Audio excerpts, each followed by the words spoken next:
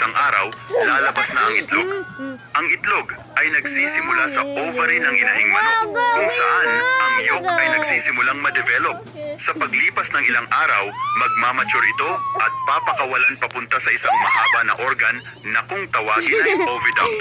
Doon, makakasalubong nito ang egg white at magsisimulang mabuo sa paligid nito. Habang patuloy na bumababa ang itlog sa oviduct, unti-unti namang nade-develop ang shell nito. At pagkatapos ng halos isang araw, lalabas na ang itlog. Ang itlog ay nagsisimula sa ovary ng inahing manok, kung saan ang yolk ay nagsisimulang ma-develop. Sa paglipas ng ilang araw, magmamature ito at papakawalan papunta sa isang mahaba na organ na kung tawagin ay oviduct. Doon, makakasalubong nito ang egg white at magsisimulang mabuo sa paligid nito. Habang patuloy na bumababa ang itlog sa oviduct, unti-unti namang nade-develop ang shell nito. At pagkatapos ng halos isang araw, lalabas na ang itlog.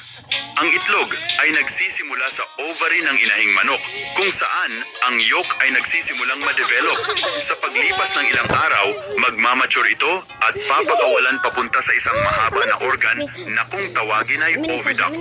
Doon, makakasalubong nito ang egg white at magsisimulang mabuo sa paligid nito. Habang patuloy na bumababa ang itlog sa oviduct, unti-unti namang nade-develop ang shell nito. At pagkatapos ng halos isang araw, lalabas na ang itlog.